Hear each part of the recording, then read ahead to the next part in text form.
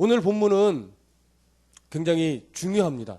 다른 본문도 다 중요하지만 오늘 본문이 중요한 이유는 종말에 관한 부분이 나오기 때문에 그렇습니다. 많은 신앙이 왜곡되어지고 많은 신앙이 어떤 두려움의 신앙이 되고 많은 신앙이 이상해지는 것들 중에 큰 이유가 뭐냐면 대부분 이 종말론에 대한 신앙이 잘못되기 때문에 그렇습니다. 물론 종말론에 대해서는 구체적으로 나중에 언젠가 우리가 요한계시록을 강의할 때가 올 텐데 그때 더 깊이 다루어지겠지만 오늘 본문만 가지고도 얼마나 많은 사람들이 종말에 대한 잘못된 시각을 갖고 있구나 하는 것을 여러분 알게 되실 겁니다. 오늘 이 종말에 대한 내용을 들어갈 때에 이 내용이 어느 시점에 나오는 거냐면 예수님이 마태복음 21장에서 나귀를 타고 어디로 들어가요? 예루살렘 성전으로 들어갑니다. 들어간 다음에 어디를 향해 가셨어요? 성전으로 들어가셨어요. 그리고 성전에서 어떤 일을 벌이셨어요? 청결 사건을 벌이셨습니다. 왜요? 기도해야 되는 집이 내 집은 만민의 기도하는 집이라 이미 구약시대부터 일컬었던 그 성전이 어떤 성전으로 바뀌었어요? 장사하고 또 어떤 탐욕의 배를 부르게 만드는 그런 강도의 소굴로 바꿔졌기 때문에 변질되어 버렸기 때문에 그 성전을 뒤집어 엎으시며 그 성전이 무너지리라는 말씀도 하셨던 겁니다. 그러한 예수님의 행위로 인하여 누구와 논쟁을 벌이게 됩니까? 서기관들, 바리새인들, 유대의 지도자라고 하는 그룹들과 수많은 논쟁, 권위 논쟁부터 시작해서 수많은 논쟁들을 벌였던 것입니다. 그러나 그 논쟁을 거듭할수록 예수님의 가르침을 받는 것이잖아요. 그럼에도 불구하고 서기관과 바리새인들은 내가 이렇게 잘못됐었구나, 내가 이렇게 신앙이 틀렸었구나 라고 하면서 회개하고 자복하여 하나님 옆에 예수 옆에 나와 엎드리는 것이 아니라 오히려 더 자신을 합리화하고 어떻게 하면 예수를 잡아 죽일까만 연구하게 되는 이런 문제가 발생된 거예요.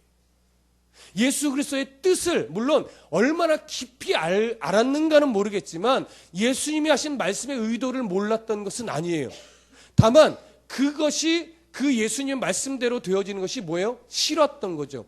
그것이 무엇과 관련이 있으니까 나의 기득권, 나의 유익, 나의 만족과 깊이 관련이 있다 보니까 어떻게 돼요? 예수님이 싫은 거예요. 예수님이 메시아가 되는 것 자체가 싫은 거예요. 그래서 끝까지 대적을 했던 겁니다. 그 대적으로 인해 결국 예수님이 예루살렘 성전을 나오기 전에 하신 말씀이 뭐예요? 38절, 23장 38절, 39절을 한번 읽어보겠습니다. 23장 38, 39 시작. 보라, 너희 집이 황폐하여 버려진 바 되리라. 내가 너희에게 이르노니 이제부터 너희는 찬송하리로다. 주의 이름으로 오시는 이여 할 때까지 나를 보지 못하리라. 자, 38절의 말씀은 뭡니까? 결국 예루살렘 성전이 완전하게 무너질 것을 말씀하시는 거죠. 그러고 나서 39절의 내용은 뭡니까? 예수님이 십자가에 죽고 부활하셔서 승천하신 후에 다시 재림하실 때까지 많은 사람들이 누구를 보지 못해요? 예수 그리스도를 보지 못할 것을 이미도 예언하신 거나 마찬가지입니다. 이때 제자들이 이 말씀을 유대인들, 지도자들 그리고 제자들 앞에서 하신 이 말씀이 제자들에게는 사실 이해가 되지 않고 좀 놀랐을 겁니다. 왜냐하면 아직 유대의 제자들에게 있어서 예수님을 따르고 예수님께 수많은 말씀을 가르침을 받고 있던 제자들이지만 제자들은 아직 어떤 사고방식을 버리지 못했냐면 구약적인 사고방식 아직 완전하게 버리지 못했을 시기예요. 그러니까 유대인들 입장에서 그리고 구약적 사고를 갖고 있던 이 제자들의 입장에서 예루살렘 성전이 무너진다라고 하는 것은 무엇과 똑같은 의미냐면 세상의 끝이 왔다. 그것과 똑같은 거예요. 예수님 말씀하신 그 천국에 갈 때가 왔다. 세상의 종말과 똑같은 뉘앙스로 다가오는 말이 뭐냐면 성전이 무너진다라고 하는 것이죠. 그러니까 세상 끝이 오기 전에 성전이 무너진다라고 하는 것은 유대인들에게 있어서 있을 수 있는 일이에요, 없는 일이에요? 없는 일이에요. 그래서 제자들이 사뭇 놀란 거예요. 그래서 보세요. 24장 1절. 제자들이 어떻게 반응하냐면 함께 읽어봅니다. 시작.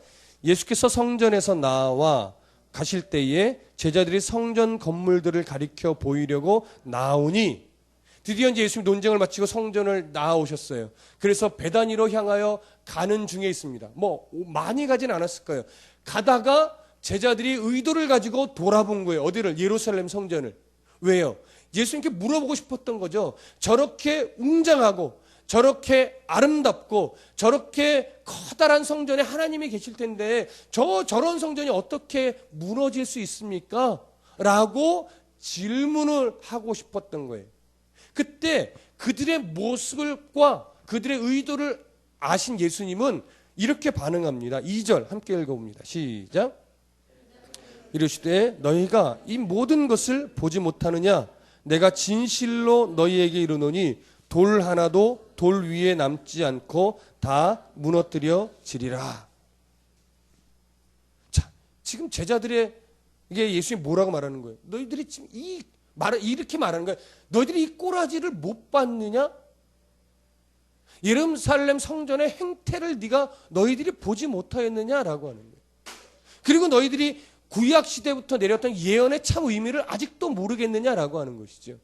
그래서 뭐라고 말해요? 내가 진실로 이르노니 돌 하나도 돌 위에 남지 않고 다 무너뜨려지리라.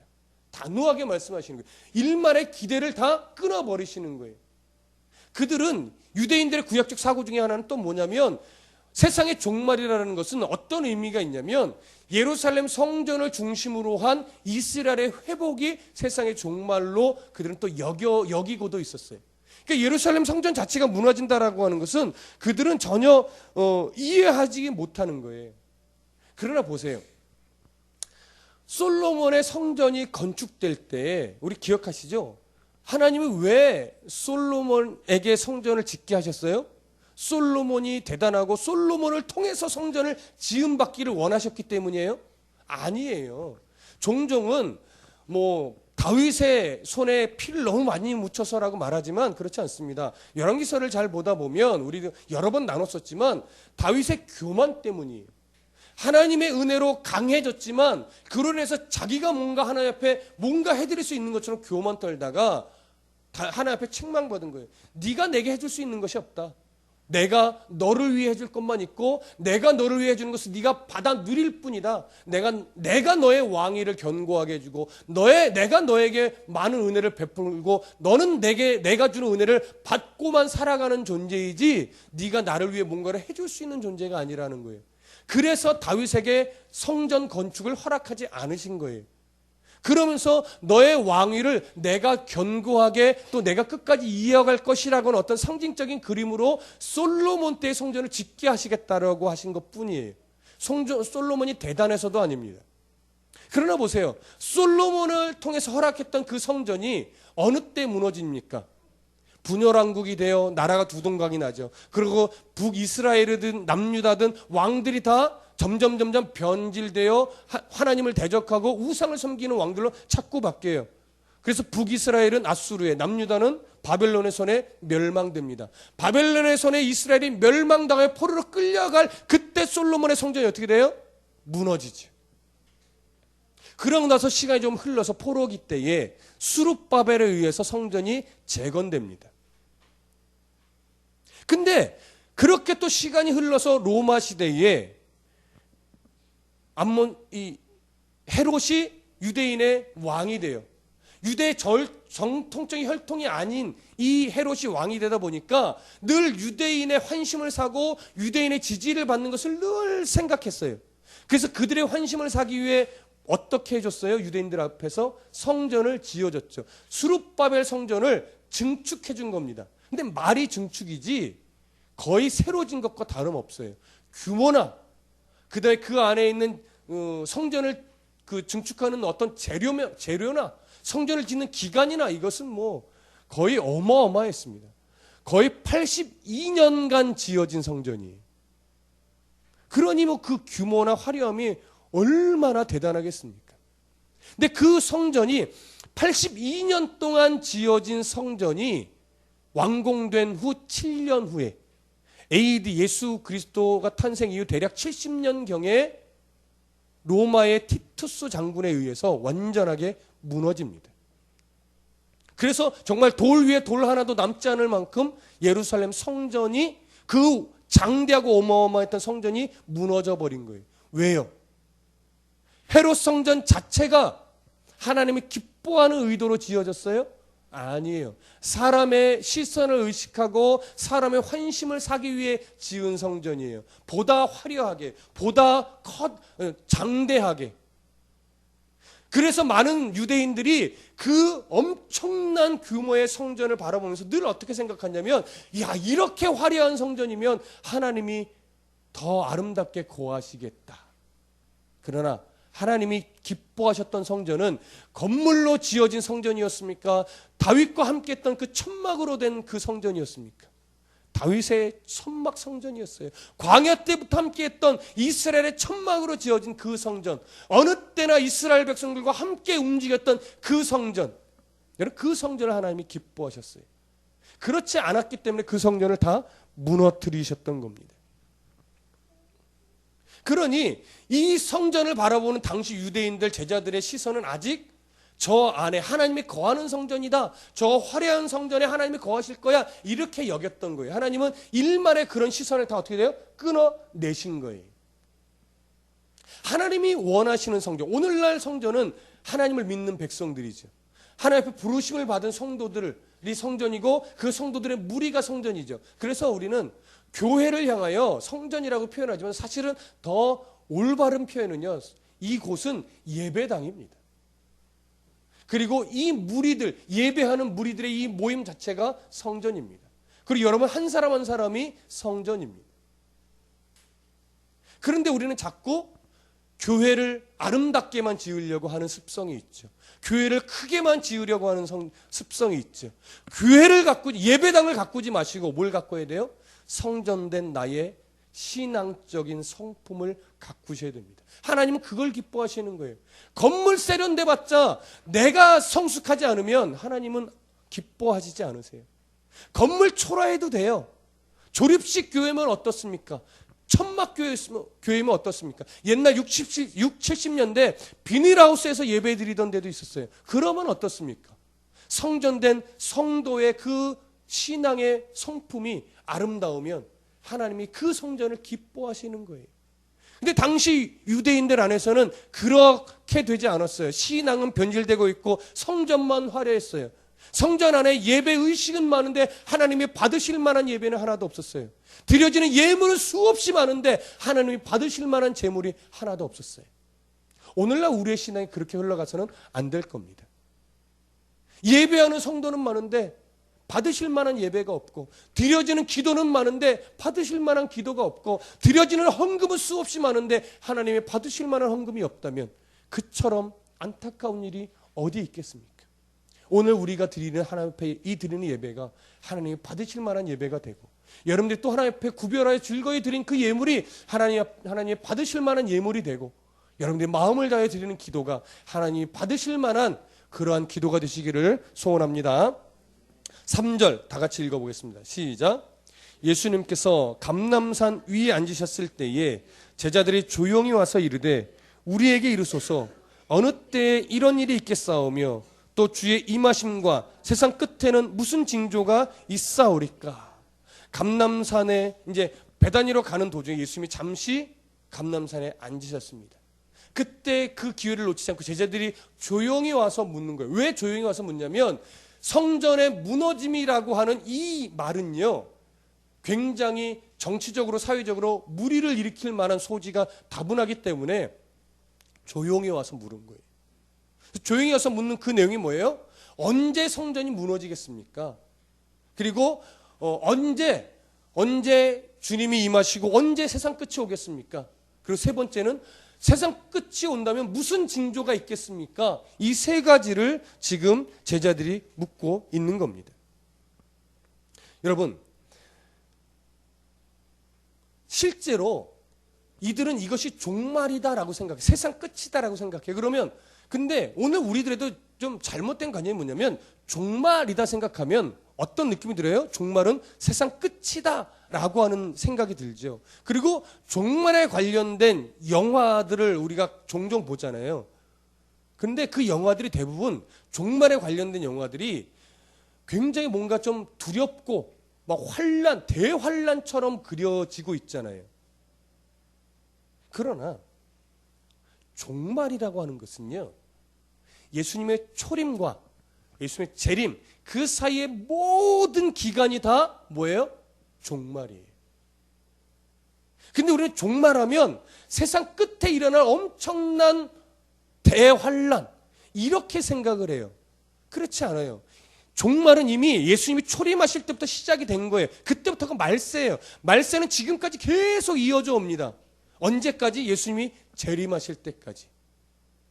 그러니까 자꾸 우리는 이래요. 어떤 막 엄청난 일이 벌어지면 말세가 다 됐나 봐. 근데 아니에요. 잘 생각해 보세요. 그런 이런저런 막 대환란과 같은 일들이요, 과거에는 없었어요? 있었어요. 그때도 야, 이런 일이 벌어지는 겁니까? 막 세상에 종말이 다 왔나 봐. 막 이래요. 근데 또 한 10년 지나면 또 무슨 일이 벌어지잖아요. 야, 이제 진짜 말세가 왔나 봐. 근데 요즘도 세상에 돌아가는 일을 보면 진짜 말세가 왔나 봐. 도대체 그놈의 진짜 종말은 언제예요? 알 수 없죠. 그런데 이런 소리들이요, 언제도 있었느냐? 예수님 당시에도 있었어요. 예수님 죽은 한 20, 30년 후 바울 시대에도 있었어요. 그러니까 현상만 가지고 예수님이 오실 때를 알 수 있다 없다? 없다. 그 현상은요 늘 비슷해요. 예수님 때도, 바울 사도 때도, 그리고 역사를 거슬러 와서 지금도 똑같이 일어나요. 그래서 우리가 종말이라고 하는 개념을 세상 끝, 예수님 재림 때와 똑같이 생각해서는 안 됩니다. 정말 다른 겁니다. 그러면 보세요. 예수님이 이렇게 말해요. 4절 함께 읽어봅니다. 시작. 예수께서 대답하여 이르시되 너희가 사람의 미혹을 받지 않도록 주의하라. 자, 예수님의 지금 이 답변은요, 무엇에 대한 답변밖에 안 되냐면 어떤 징조가 있습니까? 종말의 때에는 어떤 징조가 있습니까? 그 얘기, 그것에 대한 답변이에요. 종말이라는 것은 지금도 말씀드렸지만 끝에 일어날 징조가 아니라 예수님 초림과 재림 사이에 언제든지 어느 때나 일어날 수 있는 일이에요. 그리고 지금도 일어나고 있는 일이에요. 근데 그때 어떤 일이 일어나느냐? 너희가 사람의 뭘 받지 않도록 주의하라. 미혹을 받지 않도록 주의하라. 이렇게 말합니다. 여기서 말하는 이 미혹이라는 것은요, 원문의 의미로는 이런 거예요. 양떼가 길을 잃고 방향을 놓쳐서 헤매고 있는 이런 모습을 이야기해요. 그러니까 양떼가 방향을 잃었다라고 하는 것은 양떼가 주인의 음성을 듣지 못했다라고 하는 것이죠.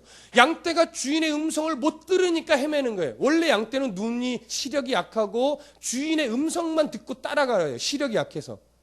그러니까 양떼가 길을 잃었다는 것은 주인의 소리를 놓쳤다라고 하는 것이죠. 그러니까 주인의 소리를 놓쳤다라는 것은 신앙적으로 다시 풀면 하나님의 음성, 하나님의 뜻을 분별하는 이 분별력이 사라졌다라고 하는 것이죠. 그러니까 결국 뭐냐면 이 미혹이라고 하는 것은 신앙적인 속임을 말하는 겁니다. 거룩한 척 교회 안에 들어왔는데 결국은 그 거룩한 척 교회 안에 차고 들어온 것이 하나님의 뜻을 보지 못하는 변질된 것, 이런 것들이 들어왔다라고 하는 거예요. 그러니까 거짓된 진리를 가르치는 거짓 선생을 조심해야 되고 거짓 메시아를 조심하라는 거예요.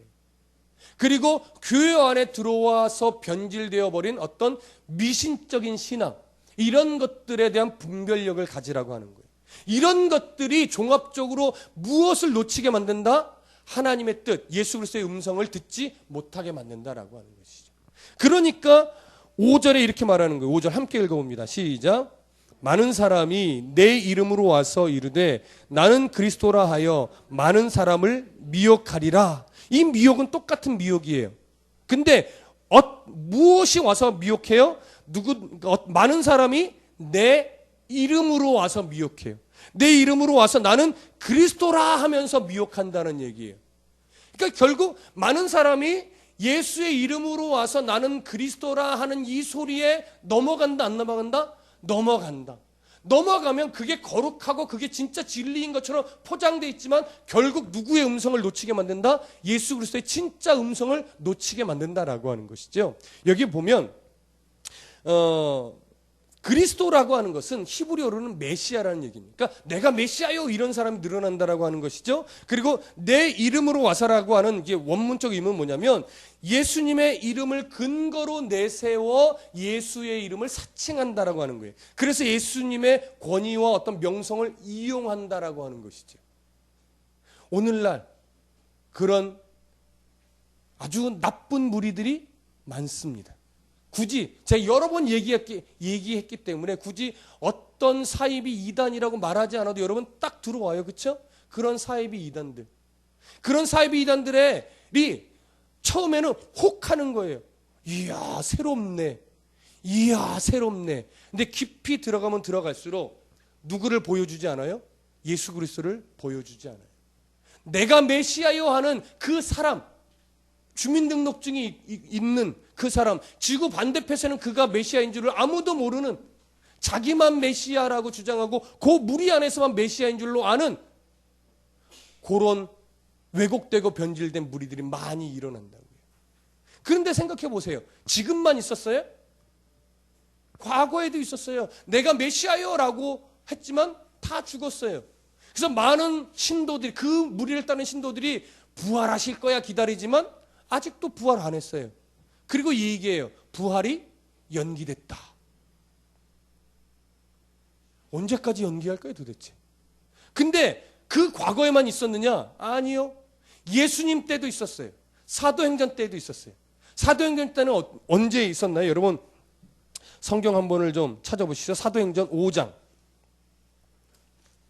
사도행전 5장 36절.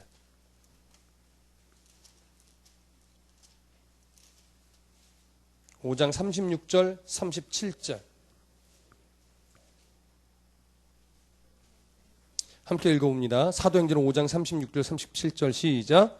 이전에 드다가 일어나 스스로 선전하매 사람이 약 400명이나 따르더니 그가 죽임을 당하매 따르던 모든 사람이 흩어졌고 그 후 호적할 때에 갈릴리의 유다가 일어나 백성을 꿰어 따르게 하다가 그도 망한즉 따르던 모든 사람들이 흩어졌느니라. 여기 보면 드다라는 인물과 갈릴리의 유다라고 하는 두 인물이 스스로 또 일어나서 내가 메시아요라고 하면서 많은 사람을 현혹했다라고 하는 겁니다. 그래서 그들을 데리고 반란도 일으키고 자기들의 어떤 세계를 구축하려고 했지만 그들이 죽고 나서 또 흐지부지 없어졌다라고 하는 거예요. 이런 식의 내가 메시아요, 내가 그리스도요라고 했던 무리들이 역사를 거슬러서 나라마다 다 있었어요. 근데 지금 와서 돌아보니까 그 내가 메시아요라고 주장하여 일어나는 그 무리가 가장 많고 가장 심각한 나라가 어디예요? 대한민국이에요. 참 희한해요. 신학자들이 통계적으로 발표를 한 겁니다. 대한민국에요 메시아가 제일 많대요. 참 깝깝합니다. 제일 많아요. 이게 그래서 더 말세에 가까웠다라고 그러는지 모르겠어요. 한편으로는 그래서 더 예수님이 제 이름 하실까 더 가깝지 않은가라고 진짜 여겨지기도 하지만 알 수는 없습니다. 그렇죠? 자, 조금 더 이제 본문으로 좀 들어가 볼게요. 6절 함께 읽어봅니다. 시작. 난리와 난리 소문을 듣겠으나 너희는 삼가 두려워하지 말라. 이런 일이 있어야 하되 아직 끝은 아니니라. 잘 보세요. 굉장히 중요합니다. 난리와 난리 소문을 뭐예요? 듣겠으나 이 난리와 난리라는 것은요, 전쟁이나 다툼 이런 류들이에요. 이런 류들. 근데 이 말씀을 하실 때 AD 70년경에 로마에 의해서 예루살렘이 한 번 더 멸망할 그때까지 수없는 난리가 있었고 수없는 전쟁이 있었고 수없는 다툼들이 곳곳에서 수없이 일어났어요. 그러니까 그때만 있었느냐? 아니라는 거죠. 수없이 역사를 거슬러서 이 난리와 난리의 소문이 있어요. 그렇죠? 오늘날도 마찬가지고. 그런데 성경이 참 재밌게 말하는 것은 뭐냐면 너희는 삼가 뭐하지 말라? 두려워하지 말라. 근데 많은 이단들이요 두려움을 이용해요. 말세, 종말. 그러면서 뭘 이용해요? 두려움을. 성경을 모르는 거예요. 성경은 뭐라고 말해요? 두려워하지 말라. 근데 많은 이단의 괴수들은 이 두려움을 이용해서 자기 사람을 만듭니다. 말세는요, 종말은요, 결코 성경적으로 보면 두려워할 일이 아니에요. 그리고 뭐라고 말합니까? 이런 일이 있어야 하되 끝은 아니니라. 이 부분이 굉장히 중요하죠. 이런 일이 없었으면 좋겠는 데가 아니라 이런 일이 성경적으로 보면 있어야 하는 거예요. 이런 일이 수없이 있어 왔고 지금도 있고 앞으로도 있을 거예요. 그러나 그것이 끝을 분별하는 뭐는 안 된다? 근거는 안 된다. 그러니까 말세일 것 같다라고 하는 마음이 드는 것뿐이지 말세라고 말할 수 없다. 그 어느 누구도. 근데 그건 두려운 것도 아니다. 근데 그것은 있어야 하는 거다. 그러면 여러분 여기서 우리가 하나 생각하고 넘어갈 게 있습니다. 왜 그런 일이 있어야 할까요? 굳이 좀 난리와 난리 없이 그런 거 없이 예수님 재림하시면 안 돼요? 벌써 몇 년이에요? 벌써 2000년이 넘게 난리와 난리 소문의 역사를 거듭해서 나라와 나라 간에 수없이 있어 왔고 거짓 메시아도 수없이 있었고 언제까지 있을 거예요? 그렇죠? 근데 그런 일이 있어야 한대요. 왜요? 성경을 통해서 보면 정확하게 왜라고 성경이 말하고 있지는 않지만 성경의 전체를 통틀어서 우리가 보고인데 이 난리는 필요합니다. 왜요? 이런 난리가 있어야 성도가 뭐예요? 견고해집니다. 그리고 또 이런 난리가 있어야 분별이 됩니다. 어떻게 해요? 알곡과 쭉정이가 분별이 됩니다. 그래서 여러분 예수 그리스도의 십자가의 사건을 우리가 볼 때 그 십자가의 사건은요 우리를 구원에 이르는 예언을 성취하신 놀라운 사건이에요. 그렇죠? 그런 것이 구원에만 해당이 되는 일이냐? 아니요. 심판도 해당이 되는 거예요. 예수 그리스도의 십자가는요 이미 심판이에요. 왠지 아세요? 예수 그리스도의 십자가 사건을 근거로 예수 그리스도의 십자가 사건을 기준으로 뭐가 나눠졌어요? 예수 그리스도 하나님의 자녀와 하나님의 자녀가 아닌 자들이 비로소 구별이 됐어요. 예수 그리스도 십자가를 인정하는 무리와 인정하지 않는 무리로 나누어졌다고요. 오늘날 아무리 예수 그리스도의 십자가를 외쳐도 이 말도 안 되는 이 사건을 믿음으로 하나님 주신 믿음이라는 선물로 받아들여지는 자와 자기 이성과 논리로 받아들여지지 않는 자로 갈라질 수밖에 없다고요. 그러니까 아무리 이 땅에서 배부르고 세상에 어떤 권세를 취하고 정말로 즐겁게 행복하게 산다 할지라도 예수 그리스도를 받아들이지 않았다면 성경은 이미 그 사람은 심판을 받은 것과 똑같다라고 말을 합니다. 왜요? 그 사람은 이 세상에서 배부르고 이 세상에서 유희를 즐기는 것이 그게 다예요. 7, 80년, 길면 한 100여 년. 그렇게 배부르고 즐겁게 살아가는 것이 끝이란 말이에요. 그러나 성도들은 예수 그리스도로 인하여 조금 고난스럽게 살지 몰라도 뭐가 기다리고 있어요? 영원한 행복이 기다리고 있어요. 수요 예배 때도 그 말씀을 드렸지만 하나님의 성도에게 주시고자 하는 것이 이 땅에서 부유함과 이 땅에서 잘 되는 것과 이 땅에서 건강하게 사는 것이 하나님이 정말 궁극적으로 주시고자 하는 것이었다면 벌써 부를 줬고 벌써 영화를 줬고 벌써 건강을 주셨을 거예요. 기도만 하면 다 주셨을 거예요. 그게 궁극적으로 하나님이 주시고자 하는 것이라면. 그런데 죄송스럽게도 하나님이 궁극적으로 우리에게 주시고자 하는 것은 이 땅의 부귀영화가 아니에요.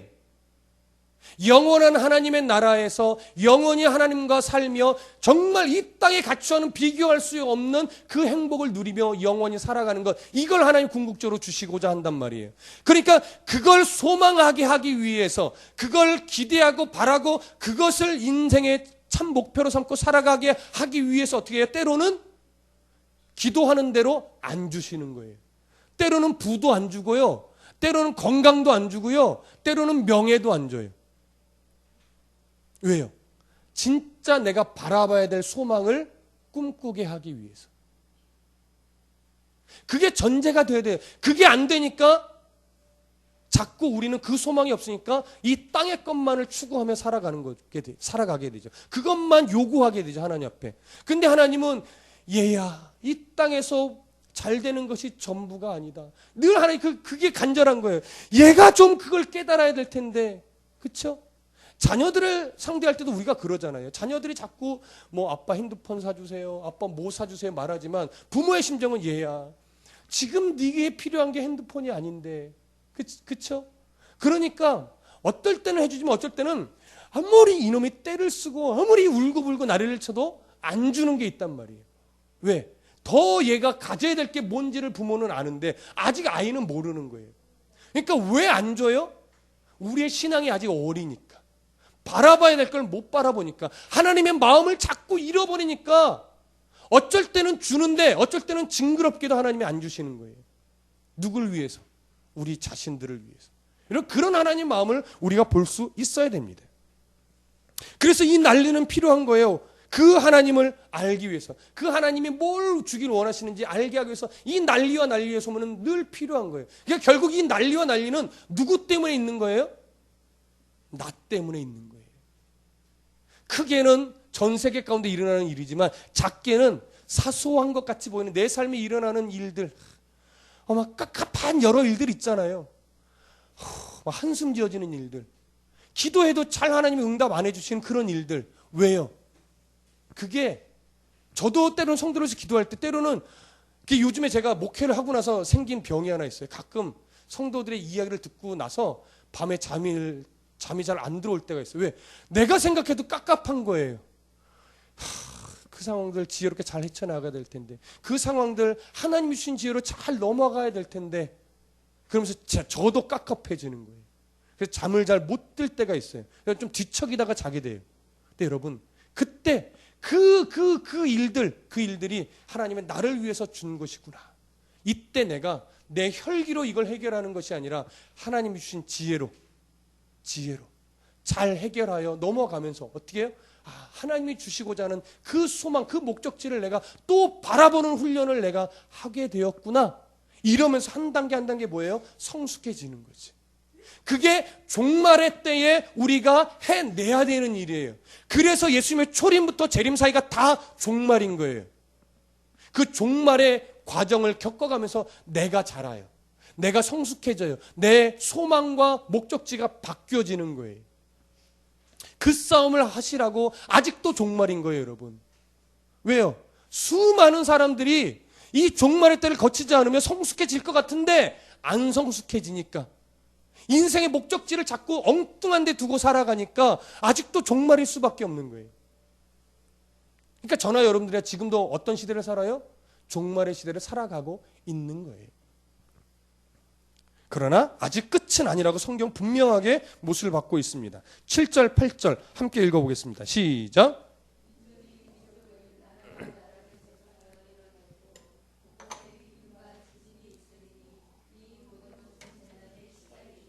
네, 여기 보시면 성경 분명히 말합니다. 민족이 민족을, 나라가 나라를 대적하여 일어나겠고 곳곳에 기근과 지진이 일어나요. 그 당시에도 일어났고 과거에도 일어났으며 오늘도 일어나고 있고 앞으로도 날 겁니다. 그런데 8절에 보니까 이 모든 것이 세상 끝에 일어날 일이다 이렇게 말하지 않고 재난의 뭐예요? 시작이다라고 말해요. 그 재난이 시작된 재난이 지금까지 이어져 오고 있는 거예요. 근데 재밌는 것은 여기 재난이라고 번역되어 있으니까 우리 느낌에는 어떤 식의 재난으로 여겨지냐면 막 건물이 타오르고 막 다리가 무너지고 막 사람들이 막 총을 쏴서 막 학살당하고 이런 식의 재난으로 여겨지지만 이 헬라어로 보면요, 이 재난은 어떤 때의 고통을 표현하는 말이냐면 출산할 때 여성들이 겪는 고통 있죠. 그 고통을 말하는 단어예요. 그러니까 우리말이 갖고 있는 재난의 어감과는 전혀 다르죠. 예, 출산의 고통을 말하는 거거든요. 해산의 고통을. 그러면 이 해산의 고통으로 표현된 재난의 시작은요, 크게 두 가지 의미를 갖고 있습니다. 이 종말의 시대를 살아가는 성도들의 겪는 고통이 사실 굉장히 힘들다라고 하는 거예요. 그러니까 하나님도 예수님도 알고 있는 거예요. 여러분, 종말의 시대를 그리스도인답게 살아가는 것은 정말 어려운 겁니다. 어려운 거예요. 예. 그러니까 내가 왜 이렇게 힘든가라고 생각할 때, 내가 그리스도인답게 살아가는 게 원래 이렇게 힘든 거지. 해산의 고통만큼이나 힘든 거지. 내가 다시는 둘째 안 나리라 해놓고도 잊어버리고 또 둘째를 낳는 사람들처럼 해산의 고통은 늘 힘든 거예요. 예. 그만큼 힘든데, 근데 또 하나 주는 의미가 뭐냐면 해산의 고통은 뭘 낳아요? 아름다운 생명을 낳아요. 고통이 지나야 거기에서 하나님 주신 생명의 아름다움을 발견할 수 있게 되는 것이죠. 그렇죠? 낳고 나니까 이쁜 거지. 낳기 전에는 내가 이놈의 새끼를 왜 배 가지고 막 이러지 않아요? 내가 이 남자만 안 만났으면 막, 그렇죠? 다시는 둘째 안 날이라 막 그러면서. 근데 낳고 나면 이쁘잖아요. 그래서 셋도 낳고 그래서 넷도 낳는 거잖아요. 그렇죠? 그런데 보세요. 그러니까 이 재난의 시작은요, 무엇을 낳는 고통과 똑같아요? 새로운 시대. 하나님이 우리에게 주시고자 하는 새하늘과 새 땅을 소망하게 되는 재난이라고요. 그래서 이 재난이 고통스럽지만 이 재난을 견디어낼 가치는 충분히 있는 겁니다. 우리가 그 하나님의 나라를 소망하고 그 하나님의 나라를 소망하는 가치가 어떤지를 우리가 깨닫게만 되면 왜 이렇게 힘든 거야? 왜 이렇게 고통스러운 거야? 라고 말하지만 그 고통을 견디어낼 가치는 충분히 있는 거예요. 그 어려운 시절들을 견디어내면서 나만 겪는 고난이 아니구나 라고 하면서 하나님께 감사할 수 있는 가치와 이유와 명분이 충분히 생긴다고요. 그래서 어려운 거예요. 자, 24장 9절 함께 읽어보겠습니다. 시작. 그때에 사람들이 너희를 환난에 넘겨주겠으며 너희를 죽이리니 너희가 내 이름 때문에 모든 민족에게 미움을 받으리라. 예수 그리스도의 이름이 갖고 있는 양면성 때문에 그렇습니다. 믿는 자들에게는 영광스러운 이름이지만 믿지 않는 자들에게는 수치스러운 이름이에요. 야, 그 예수가 뭐라고 이렇게 얘기하죠. 그러면서 우리는 그 예수 이름 때문에 때로는 화도 못 내겠고 내가 예수만 안 믿었어도 확 들이받을 텐데 내가 예수 믿어서 참아야 되는 순간순간도 너무 많고, 그렇죠? 예수만 안 믿었어도 요거 살짝 그냥 이렇게 눈 가리고 나의 이익으로 취해버릴 수 있음에도 불구하고 내가 예수 믿기 때문에 내가 이 순간에도 정직하려고 애쓰는 요 싸움들, 이게 만만치 않습니다. 만만치 않습니다. 근데 그거를 해내셔야 하는 게 그리스도인의 모습이에요. 10절 함께 읽어보겠습니다. 시작. 그때에 많은 사람이 실족하게 되어 서로 잡아주고 서로 미워하겠으며, 이렇게 말합니다. 여기요, 이것은요 외적인 이런 다툼도 일어나지만 10절에서 말하는 서로 잡아주고 서로 미워하겠다라고는 이 말은요, 죄송하게도 교회 안에서도 이 얘기는 적용이 됩니다. 믿는 자와 믿는 자와의 다툼들, 목회자와 성도 간의 다툼들, 고소하고 법정에 서는 이런 일들이 교회와 세상의 싸움이 아니라 교회 안에서의 성도와 성도 간의 싸움으로도 일어난다고요. 어느 때는 말세 때는. 왜요? 하나님의 뜻을 자꾸 보지 못하니까. 변질된 신앙 때문에, 왜곡된 신앙 때문에 폼나게 신앙생활하고 있고 하고 싶고 교회 안에 어떤 기득권을 잡고 싶은 이 욕심이 하나님의 뜻, 서로 사랑하라, 서로 섬기는 자가 되어야 한다는 하나님의 마음을 잃어버리게 만드니까 교회 안에서 서로 뭐해요? 잡아주고 서로 미워하는 일들이 벌어지는 거예요. 우리가 이러지 않으려고 정말 부단히 애쓰셔야 돼요. 보세요. 11절, 12절 함께 읽어봅니다. 시작. 거짓 선지자가 많이 일어나 많은 사람을 미혹하겠으며 불법이 성함으로 많은 사람의 사랑이 식어지리라. 여기 12절에 불법이라고 말하는데요. 이 불법은요, 구역적인 의미로는 하나님의 율법을 어기는 것을 말하지만 신약적인 의미로는요, 예수 그리스도를 거부하는 삶의 방식을 말해요. 이 불법이란 뭐 법을 어겼다 이런 차원이 아니라 하나님의 뜻을 분별하지 못하는 삶이에요. 다 쉽게 얘기하면 이런 거예요. 하나님을 두려워할 줄 모르는 삶. 하나님을 두려워할 줄 모르는 삶. 하나님을 두려워할 줄 모르는 삶이 불법인데, 이것이 무엇으로부터 시작되냐면 11절에 거짓 선지자가 많이 일어나 사람을 미혹함으로 이런 일이 벌어진다라고 하는 거예요. 거짓 선지자라고 하는 것은 하나님의 말씀을 왜곡되게 변질되게 가르치는 무리를 말하죠. 그러니까 이단의 가르침도 포함이 돼요. 넓게. 근데 조금 더 깊이 들어가면요, 교회 안에 잘못 가르치는 목사들도 이 범주 안에 들어가요. 이게 두려운 거예요, 여러분. 성경을 잘못 가르치니까 성도들이 하나님의 뜻을 보지 않고 뭘 봐요? 목사의 말을 보고 어떤 기복적으로 신앙이 자꾸 변질되고 성공주의로 변질되니까 교회 안에서 하나님의 말씀이 선포되어지는 것이 아니라 성도들의 마음만 그냥 즐겁게 만드는 그러한 성향의 설교가 되어지고 그러한 성향으로 성도들의 신앙이 가요. 그러니까 그것이 좋아 보이지만 교회 안에서 뭐가 없어지게 만드는 줄 아십니까? 사랑이 없어지게 만들어요. 바리새인과 서기관들이 율법을 왜곡되게 가르침으로 뭘 잃어버렸어요? 율법의 본질, 사랑하라라고 하는 그 본질을 다 잃어버렸던 것처럼 오늘날 많은 교회들도 성경을 잘못 가르치고 하나님의 뜻을 잘못 가르치면 그 안에 진짜 있어야 될 사랑이 없어져 버리는 거예요. 그래서 다툼이 일어나고, 그래서 분열이 일어나고, 그래서 목사가 변절되고, 그러니까 또 성도들도 변질되고, 교회가 갈라지고, 교회가 법정에 서고, 이런 일들이 비일비재하는 거예요. 그것이 뭐예요? 그게 종말의 때에 일어나는 거예요. 그러니까 종말의 시대를 잘못 건너가면 그런 일이 벌어지는 거예요. 그러나 종말의 시대를 살아가지만 말씀 부여잡고 바르게 살아나가는 이 싸움들을 해내면 그러면 하나님이 기뻐하시게 돼요. 그 모습을 성경을 이렇게 말합니다. 13절 함께 읽어봅니다. 시작. 그러나 끝까지 견디는 자는 구원을 얻으리라. 오늘 이 부분을 잘 해석하셔야 돼요. 저를 보세요. 끝까지 견디는 자는 뭘 얻어요? 구원을 얻어요. 그러나 보세요. 그러면 끝까지 견뎌내는 것이 구원의 조건일까요?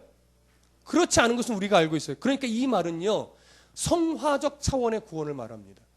성화적 차원의 구원이라는 것은 뭐냐면 내가 구원받은 백성으로서 나의 신앙을 다듬어가는 싸움, 하나님의 백성답게 살아가는 싸움을 싸워내는 자, 그런 자가 주를 닮아간다라고 하는 거예요. 그런 자가 천국 백성다운 성도가 된다라고 하는 거예요. 그러니까 이 견뎌낸다라는 것은 뭐예요? 결국 그리스도인답게 살아가는 싸움을 살아내는 거지. 그러면 너를 구원한 하나님의 마음에 합한 자로서 너의 신앙이 자라난다라고 하는 거예요. 그러나 이 견뎌내는 싸움을 싸우지 않으면 신앙이 왜곡되어지고 구원에 이를 수 있을지는 몰라도 하나님의 원하심답게 성숙되어지지는 못한다라고 하는 것이죠. 하나님이 우리를 그렇게 만들어가기 위해, 그렇게 성숙하게 만들어가기 위해 이 고난을 뭐예요? 이 종말의 삶의 현상들을 허락해 놓으신 거예요. 그러니까 힘든 게 당연한 거예요. 그러니까 어려운 게 당연한 거예요. 그 속에서 하나님의 뜻을 찾는 싸움을 잘 해내시면 하나님이 우리의 삶을 기뻐하시는 거예요. 내가 너를 잘한다, 내가 너를 복주길 원한다, 이 소리를 하시는 거죠. 사랑한다 내 아들아 내 딸아, 이 소리의 음성을, 하나님의 음성을 우리가 들을 수 있게 되는 거예요. 오늘 결론 보십시오. 14절 함께 읽어봅니다. 시작. 복음이 모든 민족에게 증언되기 위하여 온 세상에 전파되리니 그제야 끝이 오리라. 자, 그제야 끝이 오는데 이 말세 세상의 끝을 바라보는 성경의 시작은요, 두려움이 아니에요. 세상이 무너지고 전쟁이 일어나고 이런 식의 차원을 가지고 세상의 끝을 성경이 말하지 않아요. 성경이 세상의 끝을 말하는 그 초점은 거기에 있지 않고 어디에 있어요? 천국 복음이 모든 민족에게 증언되기 위하여 온 세상에 전파되는 이 모습을 통하여 세상의 끝을 말하는 거예요. 그러니까 전쟁이 일어났다, 누가 적그리스도네, 이런 식의 막 이야기를 한다고 세상의 끝이 오는 것이 아니라 성경에서 말하는 세상의 끝은 얼마만큼 복음이 충만하게 세상 가운데 드러나 있느냐, 이게 성경에서 말하는 세상의 끝이에요. 아직도 복음이 증거되어져야 될 곳이 많고 아직도 복음에 필요한 것이 많다면 세상의 끝은 아직 오지 않습니다. 물론 새로 태어난 아이는 어떻게 그런 식의 차원이 아니에요.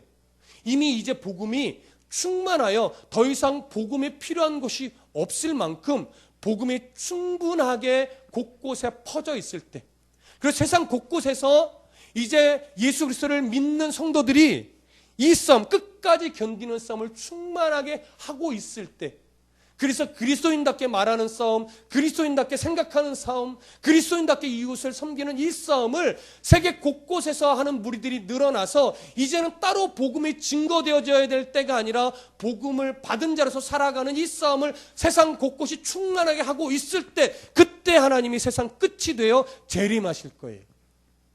그러니까 재림이라고 하는 세상 끝의 초점은 난리와 난리가 아니에요. 얼마만큼 그리스도인답게 살아가는 무리들이 온 열방 가운데 가득하느냐? 이것이 세상 끝의 초점이에요. 그러니까 세상 끝이 오려면 우리 안에 뭐가 있어야 되는 거예요? 두려움이 아니라 그래 오늘 하루라는 이 시간을 내게 하나님이 허락하셨으니 오늘도 말씀 붙잡고 내가 그리스도인답게 살아가리라. 이 싸움을 하는 것이 종말의 시대를 살아가는 그리스도인의 자세인 겁니다. 여러분, 난리와 난리 소문, 이단들이 교회를 넘어뜨린다 이런 소문 때문에 말세니 어쩌니 하면서 여러분 마음속에 혹여나 두려움을 갖지 마십시오. 종말은, 세상 끝은 두려운 것이 아니라 그리스도인답게 살아나가는 성도들이 많이 충만해지는 아주 기쁜, 행복한, 즐거운 때입니다. 내가 그렇게 살아간다면 내일 종말이 올 수도, 내일 세상 끝이 올 수도 있습니다.